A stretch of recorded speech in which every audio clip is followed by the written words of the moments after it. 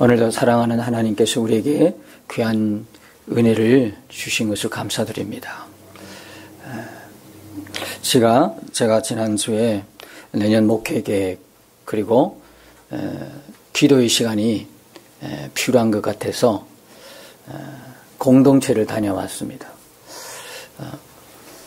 그 공동체를 알게 된 것은 그렇게 오랜 세월이 지나진 않았지만 몇 번 이렇게 공동체에 계시는 장로님, 권사님들과 대화하면서 참 좋은 곳이다. 나중에 기도하는 시간이 필요하면 이곳에 와서 기도해야 되겠다. 그런 마음이 들어서 마음에 작정한 대로 지난 한 주간 그렇게 작정하고 그 공동체 가서 생활을 같이 했습니다. 식사도 같이 하고 예배도 같이 드리고 또 기도의 시간도 갖고 특별한 어떤 형식이 없습니다. 우리처럼 이렇게 예배에 어떤 포럼이 있는 것도 아니고 그것은 은혜 받은 대로 서로 은혜를 전가하고 나누고 뭐 그런 시간들을 좋은 시간들을 보내었습니다. 여러분에게도 한번 초청하고 싶습니다. 1월 달에 우리가 같이 동계 수련회 및 또 우리 교회 지체들과 함께 그쪽에 가서 함께 은혜를 좀 이렇게 서로 나누고 또 쉬고 왔으면 좋겠다는 생각이 들어서 1월 6일쯤인가요? 같이 금요일 토요일 1박 하면서 그 공동체에서 같이 쉬자. 특별한 어떤 형식이 없습니다. 가서 쉬고 동계 수련회 겸 명칭은 그렇게 해서 한번 가보는 게 좋겠다라는 생각을 해보고 정했습니다만 어쨌든 거기에 가서 제가 참 좋았던 기억이 많습니다. 내년에 어떻게 목회를 할까요? 그리고 갔는데 기도를 많이 하려고 작정하고 갔는데 책도 한 두서너 권 끼워서 책도 좀 실컷 보고 그래서 가려고 했는데 기도 많이 못했고 책도 한 권 제대로 못 띄었고 그런데 실컷 잘 쉬었습니다. 쉬면서 이게 정말 하나님이 만져주시는 거구나. 하나님이 로덴 나무 아래 엘리야를 이렇게 만져주었듯이 이렇게 쉼을 통해서 하나님이 회복을 주시는 것 같다는 생각을 했습니다. 그래서 내년 목회 계획을 거창하게 생각하고 갔는데 돌아올 때는 하나도 없었습니다. 하나도 없었습니다. 말씀드린 바 계획은 없습니다. 머리에는 있는데 그걸 실행할지는 미지수입니다. 근데 그냥 하려고 갔는데 올 때는 아무것도 없이 돌아왔습니다. 그러나 다만 한 가지 제 안에 계신 주님께 제가 눈을 열고부터는 갈망이 하나 생겼습니다. 온전하지는 못하지만 24시간 예수님 바라보고 예수님과 동행하고 싶다고 하는 갈망이 내 안에 계신 주님께 실제적인 눈을 뜨고 난 이후로는 생기기 시작했습니다. 여러분은 어떤가요? 정말 여러분 안에 주님 계신 것을 믿으십니까? 여러분 아멘 하셨잖아요. 아멘 하고 난 이후에 또 문제가 이제 있겠죠. 정말 내 안에 주님이 계신 것이 분명히 실제적으로 믿어지면 우리 삶은 변하지 않을 수가 없습니다. 제 목회 방향이 완전히 바뀐 것은 내 안에 계신 주님께 분명한 실제적인 눈을 열고부터 이후입니다. 그 이후부터는 오직 하나의 목표가 생겼습니다. 그것은 주님과 동행하는 것입니다. 온전치 못해서 늘 때로는 나 자신에게도 실망하고 또 어떤 때는 좌절감도 들고 낙심할 때도 있었지만 그러나 계속된 갈망은 뭐냐면 내 안에 계신 주님과 주님을 24시간 바라볼 수 없을까? 어떻게 하면 주님과 동행할까? 그리고 이제는 정말 말씀 앞에 순종하며 살자. 말씀대로 살자고 하는 그런 갈망이 일어나는 거예요. 여러분 예배 드릴 때 목회자는 예배하는 주일날 사실 가장 민감하고 예민할 때입니다. 예배 모든 그 순서가 예배 모든 진행이 아주 매끄럽게 이렇게 원활하게 진행되면 참 좋지만 그렇지 못하고 예를 들어서 예배 진행에 좀 어려움을 겪게 되면 바로 직격탄을 맞지요. 옛날에 제가 참 예민하고 민감했어요. 근데 지금은요, 그런 부분들이 상당히 없어졌어요. 예배 전에, 직전에 마음 상할 일이 있어도 어떻습니까? 이제는 어떤 생각을 하냐면, 하나님 말씀이 기뻐하라고 했으니, 마음 상할 일도 이제는 기뻐하라 했으니, 그 말씀 앞에 나는 순종하겠다고 놓는 것이죠. 여러분 상황은 어떻던가요? 한 주간 여러분의 삶은 어때요? 여러분 상황 어때요? 늘 기쁜 일이 있어서 기뻐하셨습니까? 늘 즐거운 일이 있어서 즐거워하셨습니까? 늘 은혜로워서 찬송하고 다녔습니까? 어쩌면 우리의 삶의 현장은 찬송할 일이 없을 때가 많고요. 감사할 일이 안 될 때가 많고요. 불평할 게 더 많아요. 기뻐하지 못하고 즐겁지 못하는 일들이 많아요. 그런데 여러분, 지금까지는 그 상황 속에 파묻혀 살았어요. 그 상황에 굴복당하고 살았어요.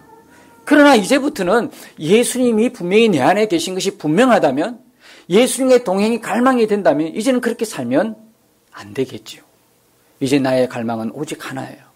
뭔가요? 그런 상황이 있을지라도 나는 말씀 앞에 순종하리라. 말씀 앞에 그대로 한번 살아보리라. 그런 갈망이 점점 커지는 거예요. 그렇다고 해서 100% 완벽하게 매 상황마다 그렇게 사느냐, 그렇게 살기를 갈망하고 그렇게 되기를 원해요. 그런 온전함이 오늘 저와 여러분에게 하나님의 선물로 주어지길 바라요. 그러나 그렇지 못해도 우리는 포기해서는 안 되는 거예요. 왜? 그것이 바른 모습이니까. 바른 진짜 믿음의 사람의 모습이니까. 그래서 이제는 이제 예배 전이나 예배 흐트림이 있어도요, 마음 상할 일이 있어도, 쉽게 마음 상할 일이 있어도 속으로 이제는 어떻게 해요? 말씀 앞에 순종하자. 말씀대로 살자. 기뻐하자. 즐거워하자. 그렇게 하는 거예요.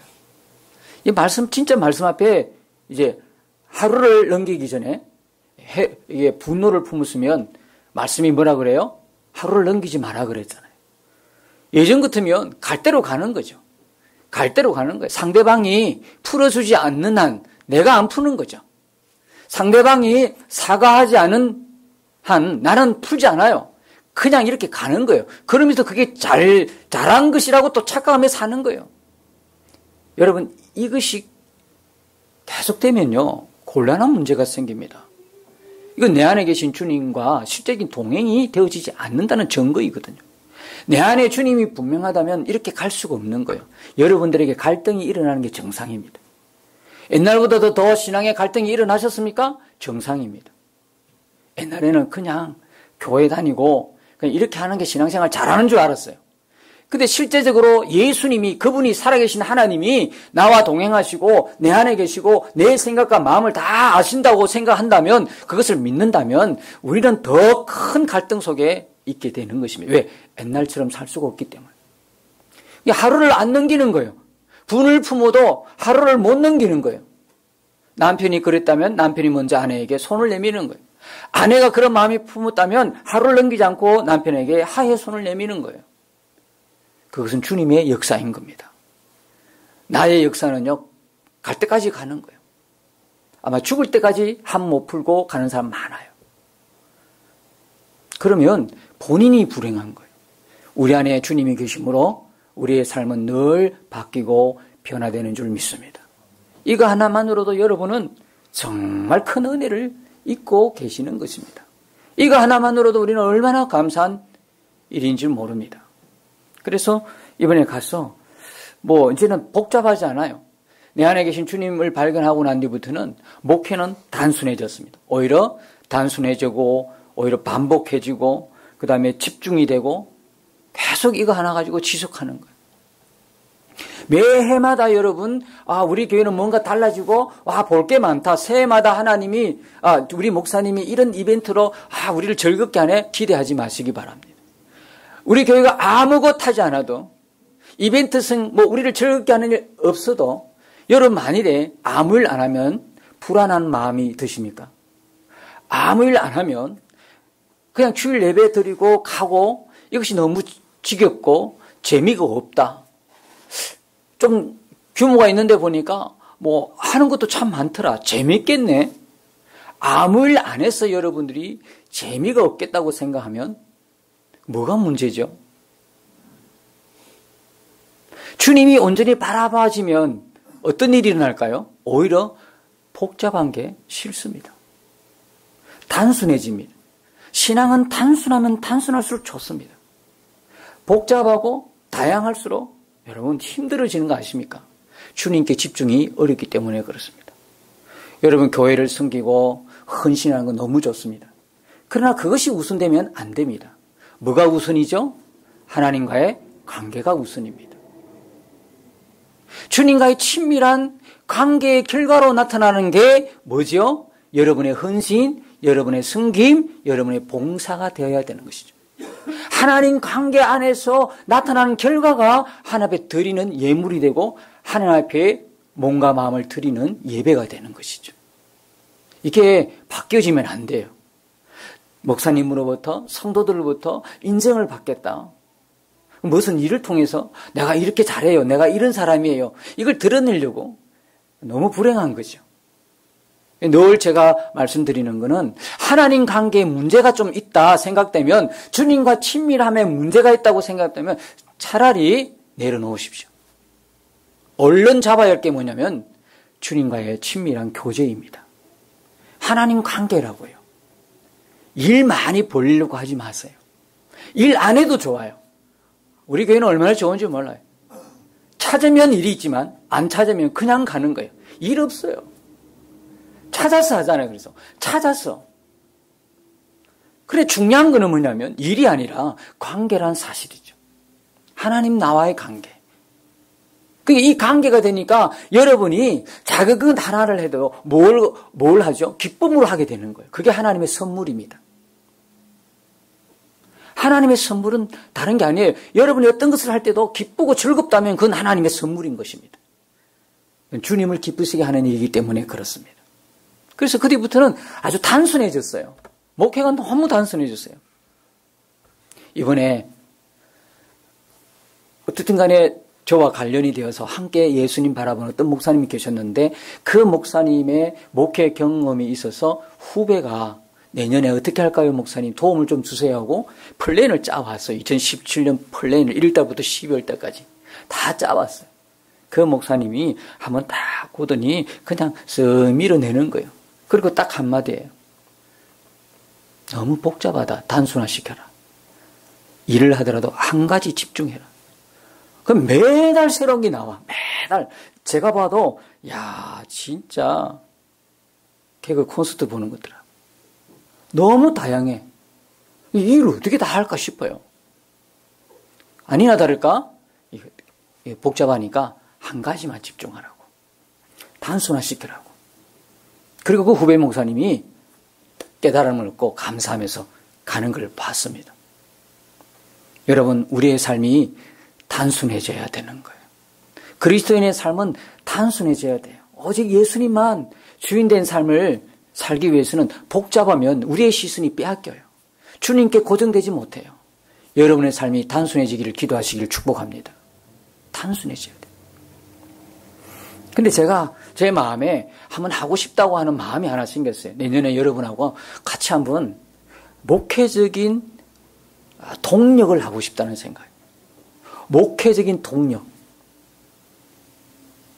좀 쇼킹이 될 말인가요? 설교도 여러분에게 한번 시키고 싶어요. 설교도 한번 시키고 싶어요. 그래야 교회가 목사 한 사람으로만 그냥 운영되거나 그렇게 진행하는 교회가 아니라는 걸 보여주고 싶어요. 왜? 내 안에 역사한 주님도 주님이시고 여러분 안에 역사하시는 분도 주님이 같은 분이시거든. 우리가 여기에서 교회 생활을 하니까 집사님, 장로님, 목사님이라 그러죠. 하나님 나라 가도 그럴까요? 하나님 나라 가도 집사님, 장로님 그럴까요? 하나님 나라 가면 뭐만 있을까요? 예전에 그래서 한번 몇 년 전에 한번 설교하면서 한번 시도하다가 아직은 아니구나 생각하고 접은 게 있어요. 여러분 저를 보고 형제님이라고 불러보세요 했더니 아무도 못 부르는 거예요. 목사님으로 불러왔던 이게 막 젖어 있다 보니까 형제님이라고 한 불러라니까 이상한 눈으로, 마치 이단이 지금 왔나 싶을 이런 눈으로 봐요. 우리의 이 사고, 우리의 생각들이 사실 굉장히 편협적이라는 게 이제 알 수 있는 거예요. 여러분, 하나님의 나라 가면 목사, 장로, 어느 교회 교인, 이런 없습니다. 타이틀 없습니다. 오직 예수 그리스도의 하나님 안에 한 형제 자매만 있을 뿐입니다.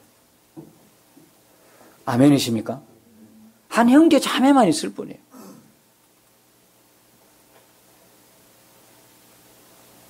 그렇지 않나요?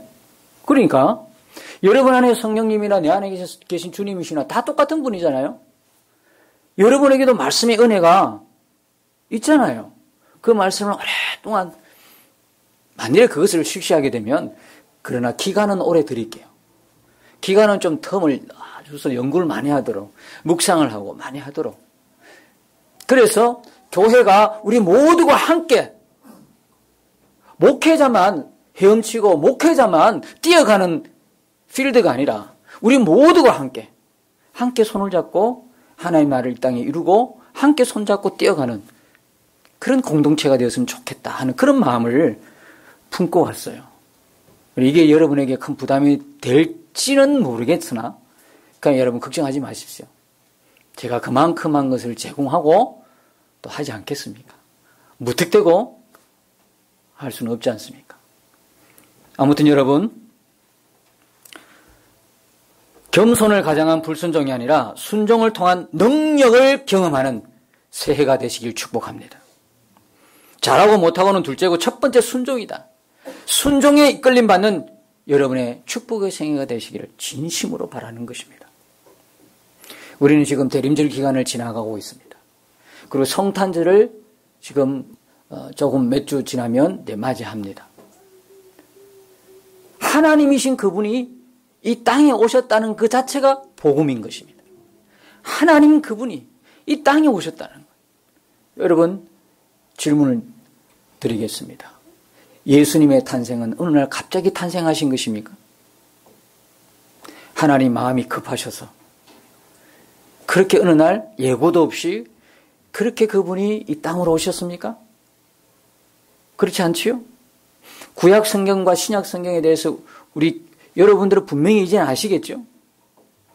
구약은 필요 없어. 율법이니까. 율법만 기록됐는데 뭐. 이렇게 생각하는 분 안 계시죠? 그런데요. 생각외로 구약은 마치 성경이 아닌 것처럼 생각하는 사람이 많아요. 율법이라고 생각해요. 아니요. 구약은 율법이 아니에요. 구약은 율법이 아니라 곧 예수 그리스도를 전가하고 있는 성경이에요. 다만 의문으로 쌓였어요. 보자기에 쌓여서 실체로 드러나지 않았을 뿐이지. 그리고 그 예수님을 뭐예요? 예표하고 그림자로 모형으로 나타냈을 뿐이지. 그래서 구약의 전체는 어떻게 됩니까? 제사장이요. 그 다음에 왕이요. 선지자.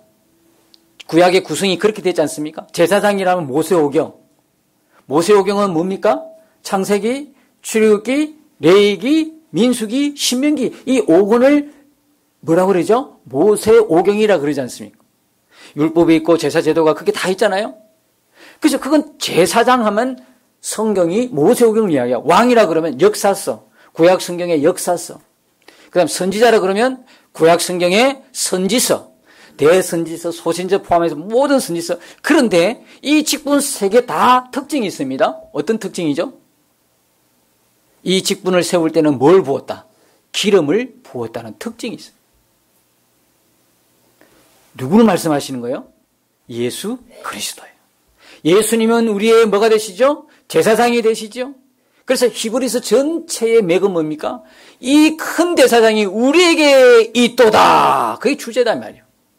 그 큰 대사장이 우리에게 있다. 우리에게.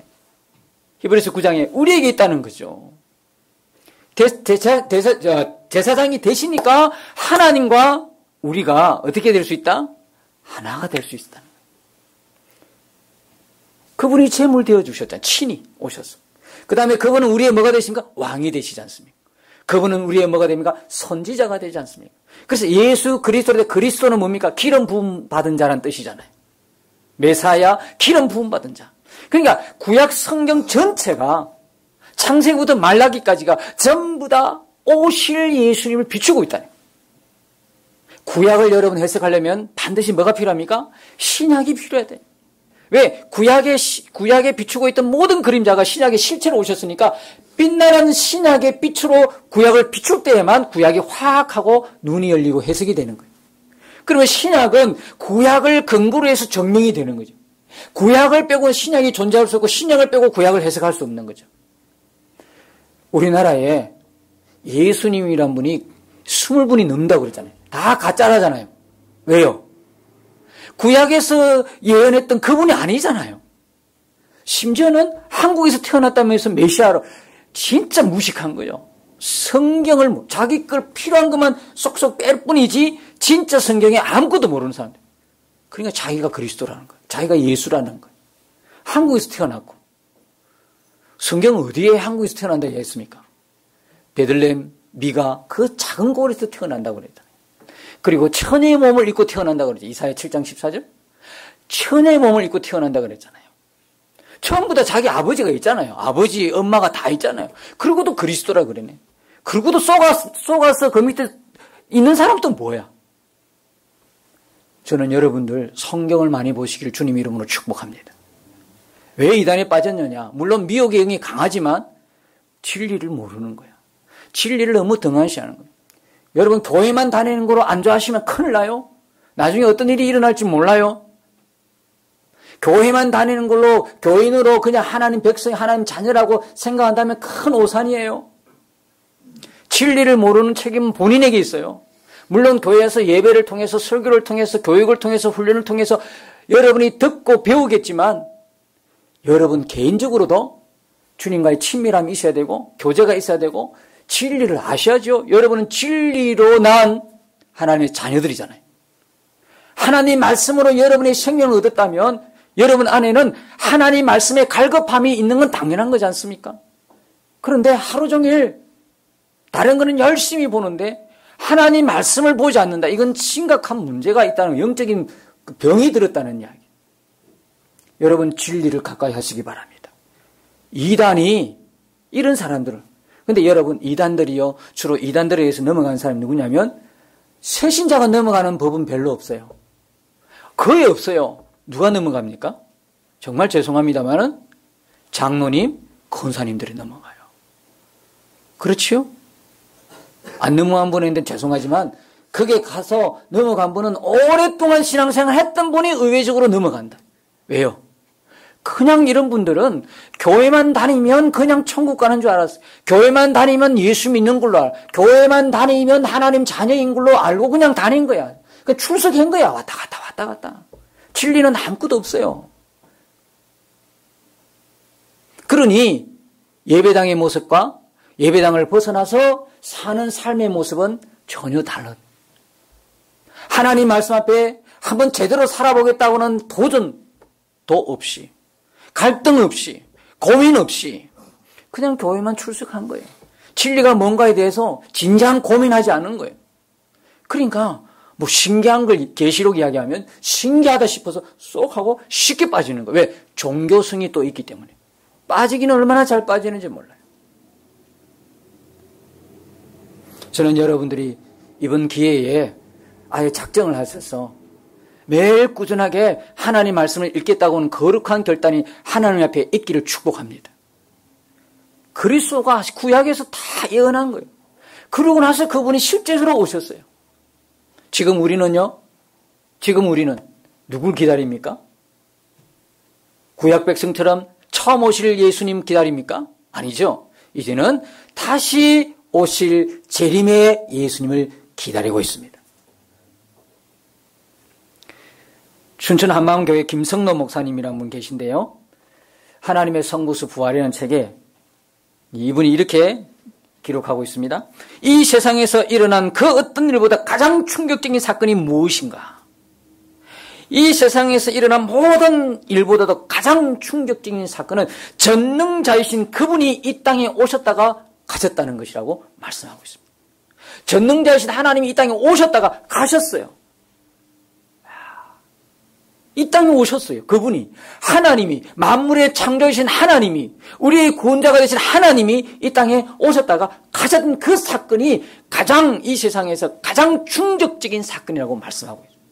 그러면서 하시는 말씀이 그 정능자가 오셨다면 오셔서 그냥 가셨겠냐, 아무것도 안 하고 가셨겠냐, 그냥 우리 죄만 해결하고 가셨겠냐, 이렇게 캐션 마크를 찍고 있습니다.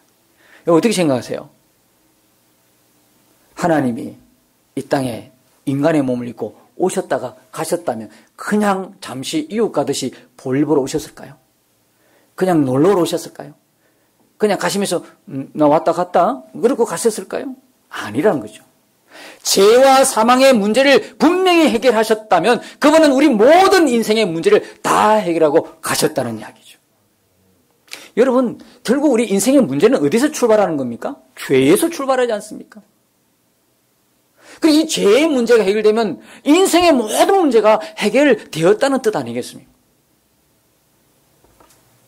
가장 충격적인 사건이에요.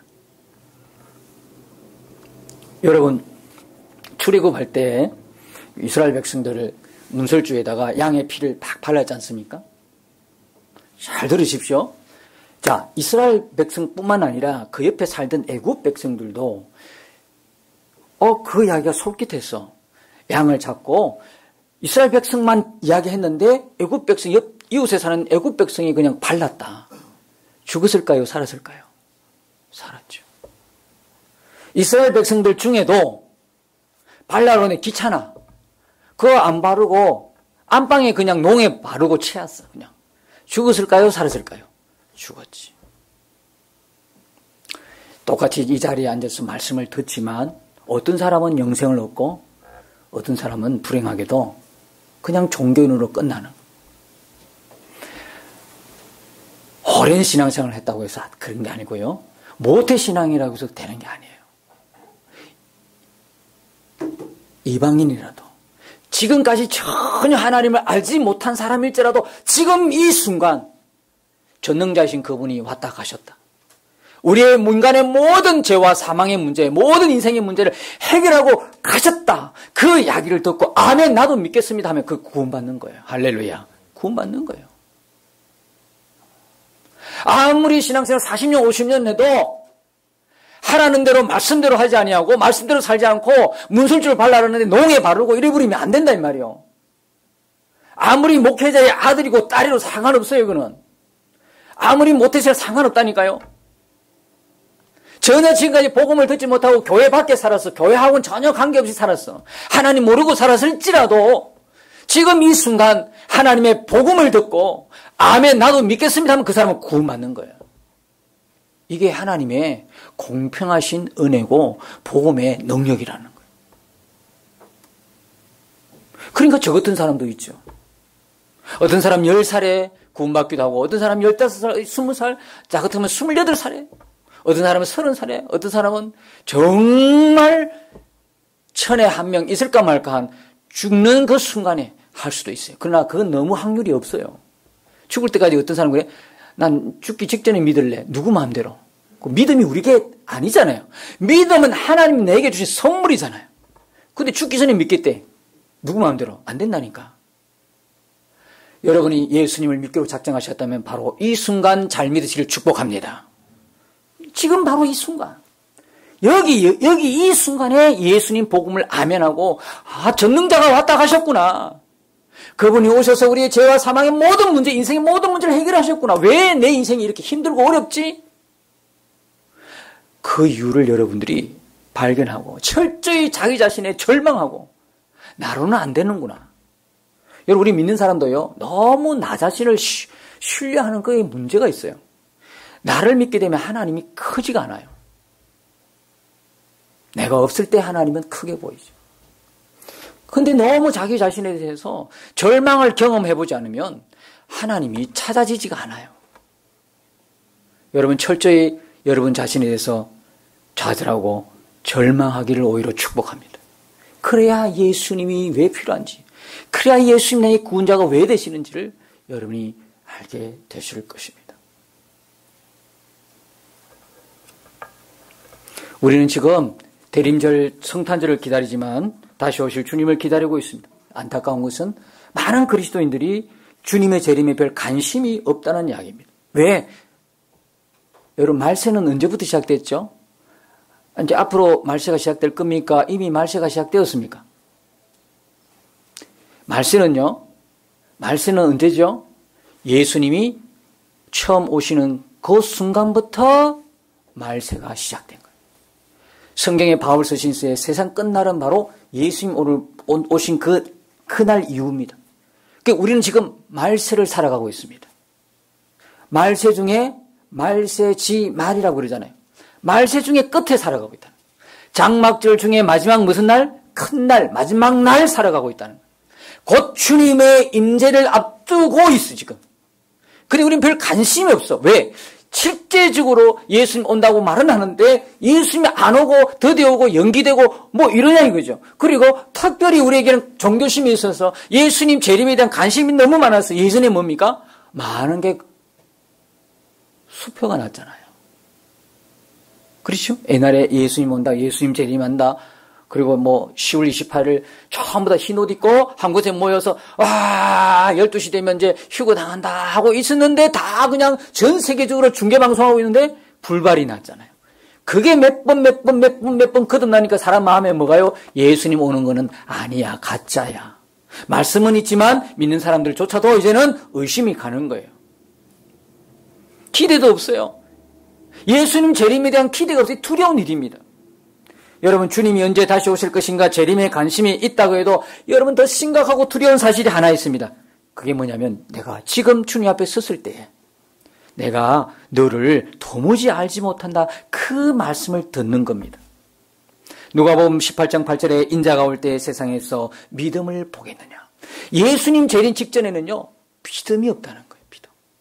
그래서 예수님과 동행하는 거, 내 안에 계신 예수님 바라보고 동행하자고 하는 그 자체는요, 우리가 진짜 믿음이 있는가 없는가 스스로, 우리 스스로가 점검하는 귀한 은혜인 것입니다. 여러분 정말 예수 믿으십니까? 진짜 여러분 예수님 믿으십니까? 고린도서 13장 5절에 너희는 믿음 안에 있는가 너희 자신을 시험하고 너희 자신을 확증하라. 예수 그리스도께서 너희 안에 계신 것을 너희가 스스로 알지 못하느냐? 그렇지 않으면 너희는 버림받은 자니라. 버림받았느냐 택함받았느냐 뭐라 할 수 있죠? 내 안에 계신 주님이 바로 믿어지느냐 안 믿어지느냐 여기 있다 이 말. 여러분 안에 예수님 계신 걸 믿으십니까? 진짜 믿으십니까? 그렇다면 여러분 삶은 분명히 바뀌어져 있는 것입니다. 더 이상 이제 염려하지 않습니까? 더 이상 걱정할 게 없습니까? 더 이상 두려움이 없습니까? 더 이상 불안하지 않습니까? 그러면 된 것입니다. 데살로니가전서 5장 4절에 형제들아 너희는 어둠에 있지 아니하며 그날이 도둑같이 너에게 임하지 못하리니 말씀하고 있습니다. 여러분 구원받은 자에게는 주님께서 도둑같이 임하지 않은 이유가 무엇이라고 이야기하고 있습니까? 어둠에 있지 아니하기 때문이다 말씀하고 있습니다. 어떻게 어둠에 있지 아니할 수 있죠? 어떻게 어둠에 있지 아니할 수 있죠? 빛이신 주님과 늘 동행하는 삶을 살면 어둠에 있지 아니합니다. 빛이신 주님과 늘 동행하면, 주님과 늘 동행하며 사는 사람에게 어떻게 주님이 도둑같이 오실 수 있습니까? 그분이 지금도 만나지는 분인데, 주님이 내 안에 계셔서 늘 친밀하게 교제를 나누는데, 매 순간 주님 안에 거하는 사람에게 주님이 언제 다시 오시든지 뭐하지 않아요? 두렵지가 않은 거예요. 아멘이십니까? 언제 오는 것이 두렵지가 않아. 도둑같이 올 수가 없으니까. 오늘 요한일서 2장 28절을 보십시오. 같이 한번 읽어봅시다. 자녀들아 이제 그 안에 거하라. 이는 주께서 나타내신 바 되면 그가 강림하실 때에 우리로 담대함을 얻어 그 앞에서 부끄럽지 않게 하려 함이니라. 늘 주님과 24시간 바라보고 동행하면요, 두렵지도 않고 부끄러운 일도 일어나지 않아요. 두렵지가 않아요. 정말 그래서 중요한 건 뭐냐? 예수님께서 지금 나와 함께 하심을 아는 것입니다. 내 안에 주님이 계신 것에 눈을 여는 것입니다. 저는 저와 여러분들 눈이 활짝 열리게 되기를 축복합니다. 내 안에 주님이 계신 것에 분명한 눈을 여시길 바랍니다. 주님과의 동행이 분명한 실제가 되기를 바랍니다. 주님이 내 안에 함께 계시는 것을 알고 믿는 것은 영생이 걸린 중요한 문제입니다. 이제 단순히 교회를 출석한다는 것에 만족하면 안 됩니다. 그냥 예수님을 알고 있다고 하는 그것으로 만족하면 안 됩니다. 오늘 예배를 드렸다는 거로 끝나면 안 되는 것입니다. 이젠 여러분 주님과 함께 사는 것입니다. 그럴 때 우리 삶에서 놀라운 일들이 일어나는 것이죠. 나와 함께 하시는 주님이 분명하다면 우리가 할 수 있는 최선은 주님 안에 거하는 것입니다. 여러분, 영성일기는 매일 주님 안에 거하는 일상의 기록입니다. 매일 내가 너를 안다고 하시는 주님과 동행의 기록이 영성일기. 영성일기는 다시 오실 주님을 기다리는 마음의 표현이기도 합니다. 그토록 계속해서 제가 여러분들에게 영성일기를 권유하는 이유가 바로 여기 있습니다. 사랑하는 여러분, 지금 여러분의 마음이 불안하고 초조하고 염려가 있고 걱정이 있고 근심이 있고 허무함이 있고 두려움이 있고 낙심이 있고 믿음이 희미해졌다면 주님이 여러분과 함께 하지 않아서가 아닙니다. 주님이 사랑하지 않았어도 아닙니다. 주님이 역사하지 않았어도 아닙니다. 은혜가 떨어져서도 아닙니다. 십자가의 은혜는 이미 받은 것으로 충분한 줄 믿습니다. 십자가 은혜 외에 우리가 더 받을 것이 남아있던가요? 주님은 십자가에서 마지막 운명하면서 마지막 한마디 하셨습니다. 뭐라고 하셨습니까? 다 이루었다. 우리가 평생 영원히 누릴 모든 은혜, 주님이 이미 십자가에서 다 쏟아주신 것을 믿으시기 바랍니다. 주님이 우리에게 주신 그 은혜는 완전하고 완벽하고 충분한 겁니다. 문제는 이 은혜를 우리가 매일 매순간 잃어버리고 산다는 것이죠. 그렇다면 우리가 받은 이 은혜 어떻게 유지할 수 있습니까? 은혜이신 예수님과 동행할 때만 이 은혜가 계속 유지되고 남아있는 것입니다. 지금 우리가 안고 있는 문제가 무엇이죠? 지금 나에게 무엇이 크게 보이는가요? 하나님인가요? 문제인가요? 주님은 이 순간 어디에 계신가요? 내가 지금 낙심하고 있다면 지금 나와 함께 계시는 주님이 바라보아지지 않기 때문이 아닐까요? 사단 마귀는 우리를 넘어뜨리기 위해서 이 순간도 우는 사자처럼 우리 곁에 도사리고 있음을 기억하시기 바랍니다. 보는 것, 듣는 것, 먹는 것 조심하십시오. 사람이 떡으로만 살 것이 아니라 하나님이 입에서 나오는 모든 말씀으로 살 것이니라. 마음과 생각을 지키십시오. 그리고 주님을 바라보며 동행하기를 갈망하고 힘쓰시기를 축복합니다.